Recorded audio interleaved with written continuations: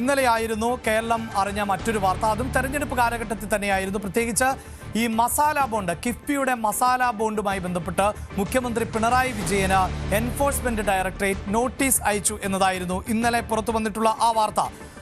അത് കഴിഞ്ഞ ശനിയാഴ്ചയാണ് ഇത്തരത്തിൽ നോട്ടീസ് നൽകിയത് എന്നുള്ളതാണ്. ഇപ്പോഴിതാ ഇഡി തന്നെ വ്യക്തമാക്കുന്നത് മുഖ്യമന്ത്രിക്ക് കൃത്യമായി ഈ തട്ടിപ്പിൽ പങ്കുണ്ട് എന്നുള്ളതാണ്. അതായത് കിഫ്ബിയെ ദുരുപയോഗം ചെയ്തു, കിഫ്ബിയുടെ തുക വകമാറ്റി ചെലവഴിച്ചു എന്നത് ഉൾപ്പെടെയുള്ള ഗുരുതരമായ പരാമർശങ്ങൾ ആണ് ഇപ്പോൾ ഇഡിയുടെ ഭാഗത്ത് നിന്ന് ഉണ്ടാകുന്നത്. കാരണം കിഫ്ബി മസാല ബോണ്ട് കേസിൽ ചെയർമാനായിട്ടുള്ള മുഖ്യമന്ത്രി വ്യക്തമായി എല്ലാ വിഷയങ്ങളും അറിഞ്ഞിരുന്നു. ഞാൻ ഇന്നലെ തന്നെ പ്രേക്ഷകരോട് സൂചിപ്പിച്ചതാണ് കിഫ്ബിയുടെ ഒരു സ്ട്രക്ചർ എങ്ങനെ എന്നുള്ളത്. കിഫ്ബി എന്നത് എന്ത് എന്നത് നമ്മൾ സൂചിപ്പിച്ചു കഴിഞ്ഞു. സംസ്ഥാനത്തിൻ്റെ സാമ്പത്തിക പ്രതിസന്ധിയെ മറികടക്കുന്നതിന് വേണ്ടി ഒരു പ്രത്യേക സംവിധാനം കേരളത്തിൻ്റെ അടിസ്ഥാന സൗകര്യ വികസനത്തിന് വേണ്ടി സർക്കാർ രൂപീകരിച്ചു. അത് ഇടത് സർക്കാരാണ് രൂപീകരിച്ചത്. അങ്ങനെ പണം കണ്ടെത്തുന്നു. ആ പണം കണ്ടെത്തിയതാകട്ടെ വിദേശ നിക്ഷേപകരിൽ നിന്ന് അടക്കം ആണ്. ആ വിദേശ നിക്ഷേപകരിൽ നിന്ന് പണം കണ്ടെത്തിയത് ഭരണഘടനാ വിരുദ്ധമാണ്. അങ്ങനെ ഒരു രാജ്യത്തിന് മാത്രമേ വിദേശ നിക്ഷേപമോ വിദേശ വായ്പയോ ഒക്കെ സ്വീകരിക്കാൻ പാടുള്ളൂ. അതല്ല എങ്കിൽ കേന്ദ്ര സർക്കാരിൻ്റെ കൂടി അനുമതിയോടുകൂടി ആയിരിക്കണം ആ ഫണ്ട് സമാഹരിക്കേണ്ടത് എന്നതാണ് ഇതിൽ ഗുരുതരമായ വിഷയം.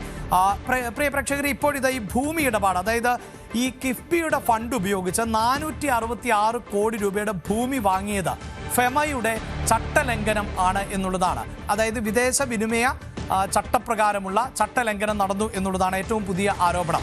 എന്താണ് ഈ ആരോപണത്തിൻ്റെയൊക്കെ അടിസ്ഥാനം എന്നതുകൂടി വളരെ പെട്ടെന്ന് പ്രേക്ഷകരിലേക്ക് അതിൻ്റെ വിശദാംശങ്ങളിലേക്ക് ഞാൻ കടക്കുകയാണ്. എന്തുകൊണ്ടാണ് ഈ കിഫ്ബിയുമായി ബന്ധപ്പെട്ട വിഷയം ഇത്രമേൽ ചർച്ച ചെയ്യപ്പെടുന്നത് എന്നത് തന്നെയാണ്. കിഫ്ബി എന്തിനു രൂപീകരിച്ചു എന്ന് വളരെ വ്യക്തമാക്കി കഴിഞ്ഞു. സംസ്ഥാനത്തിൻ്റെ അടിസ്ഥാന സൗകര്യ വികസനത്തിന് വേണ്ടി ഫണ്ട് കണ്ടെത്തുക എന്നതായിരുന്നു അതിൻ്റെ ലക്ഷ്യം. അതിലിപ്പോൾ ഈ ഇഡി പറയുന്നത് സർക്കാർ ചട്ടങ്ങളെല്ലാം ലംഘിച്ചുകൊണ്ടാണ് മുന്നോട്ട് പോയത് എന്നുള്ളതാണ്. പ്രത്യേകിച്ച് കേന്ദ്ര സർക്കാരിൻ്റെ ചട്ടങ്ങൾ ലംഘിച്ചുകൊണ്ട്. പക്ഷേ സംസ്ഥാന സർക്കാർ പറയുന്നത് അങ്ങനെയല്ല. സംസ്ഥാന സർക്കാർ കൃത്യമായി പറയുന്നത് ഇത് എല്ലാ ചട്ടങ്ങളും പാലിച്ചുകൊണ്ട് തന്നെയാണ് പ്രവർത്തിക്കുന്നത്. റിസർവ് ബാങ്കിൻ്റെ NOC, അതായത് ഇതിന് തടസ്സങ്ങളൊന്നുമില്ല എന്ന നോൺ ഒബ്ജക്ഷൻ സർട്ടിഫിക്കറ്റ് അടക്കം കൈപ്പറ്റിക്കൊണ്ടാണ് കിഫ്ബിയുടെ പ്രവർത്തനങ്ങൾ മുന്നോട്ട് പോയത് എന്നാണ് സർക്കാരിൻ്റെ അവകാശവാദം. അങ്ങനെ സർക്കാരിന് ഏതാണ്ട് 2672 കോടി രൂപ സമാഹരിക്കുന്നതിനുള്ള അനുമതിയാണ് റിസർവ് ബാങ്ക് ഓഫ് ഇന്ത്യ നൽകിയത്, RBI നൽകിയിട്ടുള്ളത്. അത് ആ അനുമതി പ്രകാരമാണ് ഈ പണം കൈപ്പറ്റിയത് എന്നുള്ളതാണ് സംസ്ഥാന സർക്കാരിൻ്റെ വാദം. പക്ഷേ നമുക്ക് ലഭിക്കുന്ന വിവരങ്ങൾ അനുസരിച്ച് RBI അത്തരത്തിലൊരു അനുമതി നൽകിയിട്ടില്ല. അതിനു പകരം ഫണ്ട് ഇടപാടുകളുമായി ബന്ധപ്പെട്ട് ആണ് RBI അനുമതി നൽകിയത് എന്നതാണ് നമുക്ക് പ്രാഥമികമായി മനസ്സിലാക്കാൻ സാധിക്കുന്നത്. മറ്റൊന്ന്, ഇനി മറ്റൊരു വിമർശനം എന്താണ് എന്നതുകൂടി നോക്കാം. അതായത് റിസർവ് ബാങ്ക് പറയുന്നത് സർക്കാരിൻ്റെ വാദം ഇങ്ങനെയാണ് എന്ന് പറയുമ്പോൾ പോലും ചില സംശയങ്ങൾ ഇതിൽ ഉണ്ടാകുന്ന സാഹചര്യം ഉണ്ടാകുന്നു. അതായത് ആ സംശയങ്ങൾ എന്നത് ആഭ്യന്തര വിപണിയേക്കാൾ ഉയർന്ന നിരക്കിൽ ആണ് ഈ ലിസ്റ്റ് ചെയ്യപ്പെട്ടത് എന്നുള്ളതാണ്. ഇതിൻ്റെ ബോണ്ടുകൾ നമുക്കറിയാം, ഇത് ലണ്ടൻ സ്റ്റോക്ക് എക്സ്ചേഞ്ചിൽ ആയിരുന്നു ഈ മസാല ബോണ്ട്, വിദേശ നിക്ഷേപകരിൽ നിന്ന് പണം സ്വീകരിക്കുവാനുള്ള ബോണ്ടുകൾ, കടപ്പത്രങ്ങൾ ലിസ്റ്റ് ചെയ്തത്. അത് ലിസ്റ്റ് ചെയ്തപ്പോൾ ഉള്ള പലിശ നിരക്ക് എന്നത് 9% മുകളിൽ എന്ന പലിശ നിരക്ക് മറ്റ് ബോണ്ടുകളുമായി താരതമ്യം ചെയ്യുമ്പോൾ വളരെ ഉയർന്നു നിൽക്കുന്നു. അതാണ് HDFC 2015 ഇത്തരത്തിലൊരു ബോണ്ട് ഇറക്കിയിരുന്നു. പക്ഷേ അതിന് 6.3% പലിശ. ദേശീയപാത അതോറിറ്റി, നാഷണൽ ഹൈവേ അതോറിറ്റി 8% താഴെയാണ് പലിശ. NTPC 8% താഴെയാണ് പലിശ. കൊച്ചി മെട്രോ വായ്പ, ഇത്തരം വായ്പകളിലൂടെ തന്നെയാണ് കൊച്ചി മെട്രോയുടെ പ്രവർത്തനങ്ങളും നടക്കുന്നത്. അതും കുറഞ്ഞ വായ്പയിലാണ്. അപ്പോൾ പിന്നെ എന്തിനാണ് കേരളത്തിൻ്റെ അടിസ്ഥാന സൗകര്യ വികസനത്തിന് വേണ്ടി വിദേശ നിക്ഷേപം സ്വീകരിച്ചപ്പോൾ അതിന് വലിയ ഉയർന്ന തുക? ഇപ്പോഴിതാ ശ്രദ്ധിക്കൂ, 2019 മസാല ബോണ്ട് പുറത്തിറക്കിയത്. അത് ലണ്ടൻ സ്റ്റോക്ക് എക്സ്ചേഞ്ചിൽ ലിസ്റ്റ് ചെയ്തു. അവിടെ ഇതാ ആ പലിശ നിരക്ക് നോക്കൂ എന്നുള്ളതാണ്. 9.72 പലിശ നിരക്ക്. മറ്റുള്ളവർ ലിസ്റ്റ് ചെയ്യുമ്പോഴെല്ലാം 8-ൽ താഴെ, 6-ൽ താഴെ, 5, 4, 3 ഇതൊക്കെയാണ് പലിശ നിരക്ക്. അപ്പോൾ പിന്നെ എന്തിനാണ് സംസ്ഥാന സർക്കാർ ഇത്രമേൽ ഉയർന്ന പലിശ നിരക്ക് ഈടാക്കിയത് എന്ന പ്രധാനപ്പെട്ട ചോദ്യം കൂടിയാണ് ഈ വിഷയത്തെ സംശയ നിഴലിൽ ആക്കുന്നത്. മറ്റൊരു പ്രധാനപ്പെട്ട ആരോപണം എന്നത് ലാവ്ലിൻ കമ്പനിയും കമ്പനിയുമായി ബന്ധപ്പെട്ട് നിലനിൽക്കുന്ന സംശയം എന്നതാണ്. ഒരു പക്ഷേ പ്രേക്ഷകർക്ക് ഓർമ്മയുണ്ടാകും, ലാവ്ലിൻ കേസ് എന്നത് നിരന്തരമായി രാഷ്ട്രീയ കേരളം ചർച്ച ചെയ്യുന്ന ഒന്നാണ്. ആ കേസ് ഇപ്പോൾ സുപ്രീം കോടതിയുടെ പരിഗണനയിൽ ആണ് ഇരിക്കുന്നത്. അവിടെ പ്രതിസ്ഥാനത്ത് നിൽക്കുന്നത് ഇപ്പോൾ കേരളത്തിന്റെ മുഖ്യമന്ത്രിയായിട്ടുള്ള പിണറായി വിജയൻ. അന്ന് വൈദ്യുതി മന്ത്രിയായിരുന്നു. ജലവൈദ്യുത പദ്ധതികളുടെ നവീകരണവുമായി ബന്ധപ്പെട്ട പ്രവർത്തനത്തിൽ SNC ലാവ്ലിൻ എന്ന കമ്പനി ഉൾപ്പെടുത്തുകയും അതിലൂടെ ഖജനാവിന് നഷ്ടമുണ്ടാക്കി എന്നതുമാണ് കേസായി വന്നിട്ടുള്ളത് എന്ന് നമുക്കറിയാം. അപ്പോൾ SNC ലാവ്ലിൻ എന്നത് മുഖ്യമന്ത്രി പിണറായി വിജയൻ നേരത്തെ തന്നെ ബന്ധം പുലർത്തുന്ന ഒരു കമ്പനി എന്ന ആക്ഷേപം നിലനിൽക്കുന്നുണ്ട്. ഇവിടെ ഏറ്റവും കൗതുകകരമായ കാര്യം എന്നത് കിഫ്ബിയിലെ ഫണ്ട് സമാഹരിക്കുന്നതിന് വേണ്ടി കിഫ്ബി മസാല ബോണ്ട് പുറത്തിറക്കുന്നു. മസാല ബോണ്ട് പുറത്തിറക്കുമ്പോൾ സ്വാഭാവികമായും അത് വാങ്ങിക്കാൻ എല്ലാ കമ്പനികൾക്കും സാധിക്കും, വിദേശ നിക്ഷേപകർക്കടക്കം സാധിക്കും. അങ്ങനെ ഈ മസാല ബോണ്ട് വാങ്ങിയ കമ്പനികളെ പരിശോധിക്കുമ്പോഴാണ് അതിലേറ്റവും കൂടുതൽ മസാല ബോണ്ടുകൾ വാങ്ങിയത് SNC ലാവ്ലിനുമായി ബന്ധമുള്ള കനേഡിയൻ സ്ഥാപനം ആണ്. DCPQ എന്ന് പറയുന്ന കമ്പനിയാണ് ഏറ്റവും കൂടുതൽ ഈ ബോണ്ടുകൾ വാങ്ങിച്ചിട്ടുള്ളത്. അതെന്തുകൊണ്ട് എന്ന ചോദ്യമാണ് രാഷ്ട്രീയ വിമർശകരും അടക്കം ഉന്നയിക്കുന്നത്. ഈ ലാവ്ലിനുമായി ഇപ്പോഴും എന്തിനാണ് ബന്ധം പുലർത്തുന്നത് എന്ന ചോദ്യം ഉയരുന്നു. പക്ഷേ അവിടെ സംസ്ഥാന സർക്കാരിനെ സംബന്ധിച്ചിടത്തോളം ചില മറുപടി കൂടിയുണ്ട് കേട്ടോ. കാരണം സംസ്ഥാന സർക്കാർ പറയുന്നത് SNC ലാവ്ലിനുമായി ബന്ധമുള്ള കമ്പനി ഈ കേരളത്തിൻ്റെ ബോണ്ടുകൾ മാത്രമല്ല, മസാല ബോണ്ടുകൾ മാത്രമല്ല വാങ്ങുന്നത്, ഇന്ത്യയിലെ തന്നെ പല പ്രൊജക്റ്റുകളുമായി ബന്ധപ്പെട്ട് ഈ കമ്പനി DCPQ പ്രവർത്തിക്കുന്നുണ്ട്. അങ്ങനെ പ്രവർത്തിക്കുന്ന DCPQവിന് കേരളത്തിൽ തുടർന്ന് പ്രവർത്തിച്ചാൽ എന്താണ് കുറ്റം എന്നുള്ളതാണ് ചോദ്യം. അതുമാത്രവുമല്ല, SNC ലാവ്ലിൻ കേസ് ഇപ്പോഴും സുപ്രീം കോടതിയുടെ പരിഗണനയിലാണ്. അതിലെന്തെങ്കിലും അഴിമതി നടന്നു എന്ന് നമുക്ക് അന്തിമമായി കണ്ടെത്താൻ സാധിക്കുന്നില്ല. അപ്പോൾ ഒരു കടപ്പത്രം ഇറക്കുമ്പോൾ അതിൽ ആര് ആ കടപ്പത്രം വാങ്ങുന്നു എന്നതിനല്ല പ്രാധാന്യം, മറിച്ച് ആ കടപ്പത്രം വിറ്റഴിക്കാൻ സാധിക്കുക, അതിലൂടെ പണം കണ്ടെത്താൻ സാധിക്കുക, ഇതാണ് പ്രധാനം എന്നാണ് സംസ്ഥാന സർക്കാർ പറയുന്നത്. എന്തായാലും ഇപ്പോൾ ഈ വിവാദം കത്തി നിൽക്കുന്നു. അതും തദ്ദേശ തെരഞ്ഞെടുപ്പുമായി ബന്ധപ്പെട്ട സമയത്താണ്. നമുക്ക് നവമിയിലേക്കാണ് വളരെ പെട്ടെന്ന് പോകേണ്ടത്. നവമിയാണ് ആ വാർത്തയുടെ വിശദാംശങ്ങളുമായി ചേരാൻ പോകുന്നത്. നവമിയിലേക്ക് പോകുമ്പോൾ നവമി ഇതാ കഴിഞ്ഞ ദിവസമാണ് ഈ വാർത്ത പുറത്തു വരുന്നത്. ശനിയാഴ്ചയാണ് നോട്ടീസ് കിട്ടിയത്. ഇപ്പോൾ കേരളം ചർച്ച ചെയ്യപ്പെടുന്ന ഒന്നായി മാറിയിട്ടുണ്ട്. അതിന് പ്രതിരോധം തീർക്കുന്നുണ്ട് CPIM. അപ്പോൾ പോലും ഈ ഫെമ ചട്ടങ്ങൾ എന്നത് വളരെ പ്രധാനപ്പെട്ടതാണല്ലോ. കാരണം വിദേശത്ത് നിന്ന് ഫണ്ട് സ്വരൂപിക്കുക, അതിൻ്റെ ക്രയവിക്രയം എന്നതൊക്കെ പലപ്പോഴും കേന്ദ്ര സർക്കാരാണ് നടത്താറുള്ളത്. അതിന് സംസ്ഥാന സർക്കാരുകൾക്ക് ഒരു ഫെഡറൽ സംവിധാനത്തിൽ അധികാരമില്ല എന്നിരിക്കെ കിഫ്ബിയുടെ രൂപം, ഘടന, അതൊക്കെയാണല്ലോ പ്രതിരോധമായി കണക്കാക്കുന്നത്. ഇത് സംസ്ഥാന സർക്കാർ അല്ല, മറിച്ച് കിഫ്ബി എന്ന് പറയുന്ന സ്ഥാപനമാണ് നടത്തുന്നത്. അതിന് RBIയുടെ അനുമതിയുണ്ട് എന്ന വാദമൊക്കെ നിൽക്കുമ്പോൾ ഈ ഫണ്ട് വകമാറ്റിയെന്ന മറ്റൊരു കണ്ടെത്തലിലേക്ക് കൂടിയാണല്ലോ ഇപ്പോൾ എത്തിയിട്ടുള്ളത് ED.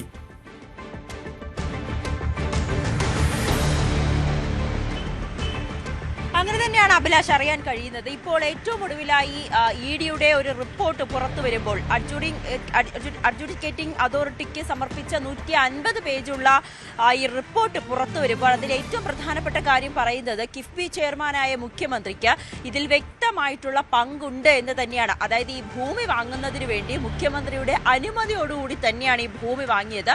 ഈ കിഫ്ബിയുടെ ഇതുമായി ബന്ധപ്പെട്ട് നടത്തിയ ചർച്ചകളിലെല്ലാം തന്നെ മുഖ്യമന്ത്രി പങ്കെടുത്തിരുന്നില്ല. പക്ഷേ ചില യോഗങ്ങളിൽ മാത്രമാണ് മുഖ്യമന്ത്രി പങ്കെടുത്ത്. ആ ചില യോഗങ്ങളിൽ ഒന്നിലായിരുന്നു ഈ ഒരു ഇതിന്റെ ഭൂമി വാങ്ങുന്നതിന് വേണ്ടിയിട്ടുള്ള അനുമതി നൽകിയത്. അതിന്റെ മിനിറ്റ്സിലടക്കം മുഖ്യമന്ത്രി ഒപ്പിട്ടിരിക്കുന്നു എന്ന കാര്യം കൂടി ED പുറത്തുവിടുന്ന റിപ്പോർട്ടിൽ പറയുന്നുണ്ട്. അതിന്റെ അടിസ്ഥാനത്തിൽ തന്നെയാണ് ഇവിടെ കൃത്യമായിട്ടുള്ള ഒരു ഫെമ ചട്ടലംഘനം നടന്നു, അത് മുഖ്യമന്ത്രിക്കും അതിൽ കൃത്യമായിട്ടുള്ള പങ്കുണ്ട് എന്ന ഒരു കാര്യം ED ആ ഒരു നിഗമനത്തിലേക്ക് ED എത്തുന്നത്. ഫണ്ട് ഉപയോഗിച്ച് 466 കോടിയുടെ ഭൂമി വാങ്ങി എന്നാണ് EDയുടെ കണ്ടെത്തൽ. അത് തന്നെയാണ് ഈ ഫെമ ചട്ടലംഘനമാണെന്ന് ED കൃത്യമായി ഇവിടെ ചൂണ്ടിക്കാട്ടുകയും ചെയ്യുന്നത്. അതിൽ മുഖ്യമന്ത്രിക്ക് പങ്കില്ല എന്ന് തുടക്കത്തിൽ ഈ തോമസ് ഐസക് പറഞ്ഞിരുന്നു. പക്ഷേ ഈ ആദ്യം ED സമൻസ് മുഖ്യമന്ത്രിക്കും തോമസ് ഐസക്കിനും സമൻസ് അയച്ചപ്പോൾ അതിനെ ചോദ്യം ചെയ്തുകൊണ്ട് തോമസ് ഐസക് ഹൈക്കോടതിയിൽ സമീപിച്ച സമയത്ത് സമർപ്പിച്ച ഹർജിയിൽ സൂചിപ്പിച്ചത് മുഖ്യമന്ത്രിക്ക് ഇതിൽ പങ്കില്ല, മുഖ്യമന്ത്രിയെ ഇതിലേക്ക് ഉൾപ്പെടുത്തുന്നതിനു വേണ്ടി ആസൂത്രിതമായിട്ടൊരു നീക്കമാണ് രാഷ്ട്രീയ തലത്തിൽ ED നടത്തുന്നത് എന്നൊരു കാര്യമായിരുന്നു ഹർജിയിൽ പ്രധാനമായും ചൂണ്ടിക്കാട്ടുന്നത്. പക്ഷേ EDയുടെ റിപ്പോർട്ടിൽ ഈ പറയുന്നത് കൃത്യമായി പറയുന്നുണ്ട്, മുഖ്യമന്ത്രിക്ക് ഇതിൽ പങ്കുണ്ട്, മുഖ്യമന്ത്രി കൂടി പങ്കെടുത്ത യോഗത്തിലാണ് ഇത്തരത്തിലൊരു തീരുമാനമുണ്ടായത്. അതിൽ മുഖ്യമന്ത്രി ഒപ്പിട്ടതിന്റെ മിനിറ്റ്സ് അടക്കം കാണിച്ചുകൊണ്ടാണ് ഇ ഡി ഇപ്പോൾ വീണ്ടും ഈ ഒരു കേസുമായി ബന്ധപ്പെട്ട് ഈ ഒരു വിഷയവുമായി ബന്ധപ്പെട്ട മുഖ്യമന്ത്രിക്കും അതോടൊപ്പം തന്നെ തോമസ് ഐസക് ഉൾപ്പെടെയുള്ളവർക്ക് നോട്ടീസ് അയച്ചിരിക്കുന്നത്. എന്തായാലും ഇവർ നേരിട്ട് ഹാജരാകേണ്ട ആവശ്യമില്ല. പ്രതിനിധി വഴിയോ അഭിഭാഷകൻ വഴിയോ ഇതിലൊരു വിശദീകരണം നൽകിയാൽ മാത്രം മതി എന്നുകൂടി ഇ ഡി വ്യക്തമാക്കുന്നുണ്ട്. എന്തായാലും ഈ കിഫ്ബിയിലെ ഈ മസാല ബോണ്ട് ഇടപാടുമായി ബന്ധപ്പെട്ട് മുഖ്യമന്ത്രിക്കും തോമസ് ഐസക്കിനും പങ്കുണ്ടെന്ന് തന്നെയാണ് ഇ ഡി ആവർത്തിച്ച് പറയുന്നത്. ഇതിൽ CPIM ഇതിനെ രാഷ്ട്രീയമായി പ്രതിരോധിക്കാൻ തന്നെയാണ്. ഇന്നലെ തന്നെ അദ്ദേഹം പറഞ്ഞിരുന്നു, മാധ്യമങ്ങളെ കണ്ടപ്പോൾ തോമസ് ഐസക് പറഞ്ഞത് തിരഞ്ഞെടുപ്പ് മുന്നിൽ കണ്ടുകൊണ്ടുള്ള ഒരു നീക്കമാണ് ഇ ഡിയുടേത്. ഇത് നേരത്തെ പ്രതീക്ഷിച്ചതാണ്. ഓരോ തെരഞ്ഞെടുപ്പ് വരുമ്പോഴും മസാല ബോണ്ട് അല്ലെങ്കിൽ കിഫ്ബി എന്ന് പറഞ്ഞ് ഇ ഡി രംഗത്തെത്തുന്ന സാഹചര്യമാണ് എന്ന രീതിയിൽ തീർച്ചയായും നവമി ഇപ്പോൾ പറയുന്നത് വളരെ പ്രധാനപ്പെട്ട ഒന്ന് തന്നെയാണ്. അതായത് എൻഫോഴ്സ്മെന്റ് ഡയറക്ടറേറ്റ് കേരളത്തിലെ ഏതെങ്കിലും ഒരു ഏജൻസിക്ക്, അതിപ്പോൾ സംസ്ഥാന സർക്കാരുമായി ബന്ധപ്പെട്ട് പ്രവർത്തിക്കുന്നതാകട്ടെ അല്ലാത്തതാകട്ടെ, പലപ്പോഴും ഉയരുന്ന ഒന്നാണ്. ഇപ്പോൾ കരുവന്നൂർ പോലെയുള്ള വിഷയങ്ങളൊക്കെ കേരളം ഒരുപാട് ചർച്ച ചെയ്തതാണ്. അവിടെയുമൊക്കെ ഇ ഡിയുടെ ഇടപെടൽ അതൊക്കെ പൊളിറ്റിക്കൽ ഇടപെടൽ ആണ് എന്ന പൊതുവെ ഒരു വിമർശനം നിൽക്കുന്നുണ്ട്. അതിനെ എങ്ങനെയാണ് പ്രതിരോധിക്കുന്നത് എന്നാണ് നവമി പറഞ്ഞു വെച്ചത്. തീർച്ചയായും നവമി തുടരുക.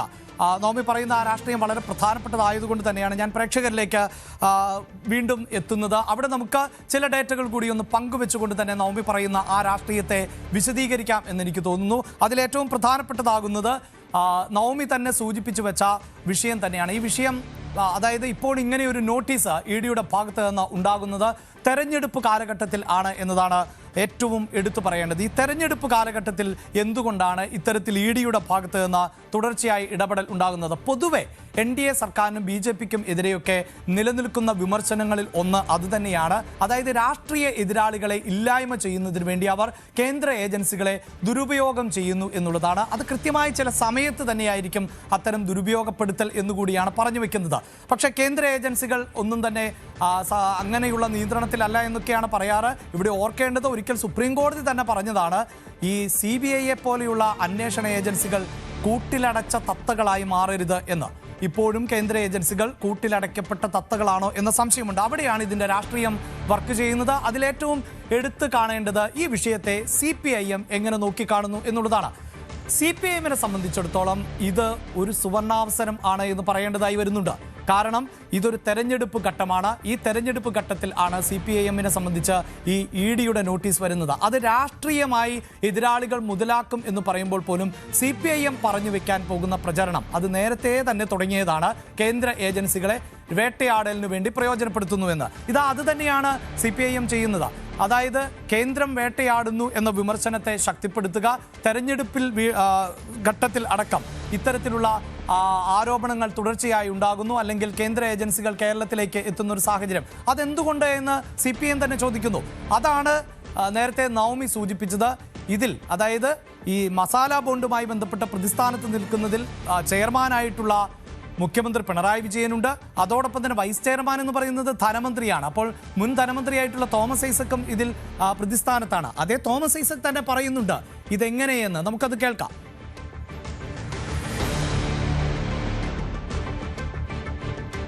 അവരുടെ സ്ഥിരം എല്ലാവരും വേണ്ടി കേട്ടറിഞ്ഞിരിക്കുക. മസാല ബോണ്ട് സംബന്ധിച്ച കേസ് വീണ്ടും കുത്തിപ്പൊക്കെ. ആദ്യം ഇത് സംബന്ധിച്ച നോട്ടീസ് വരുന്നത് 2020 തദ്ദേശ ഭരണ സ്ഥാപന തെരഞ്ഞെടുപ്പ് കാലത്താണ്. പിന്നെ നിയമസഭാ തെരഞ്ഞെടുപ്പായപ്പോൾ ഉച്ചസ്ഥായില്ല.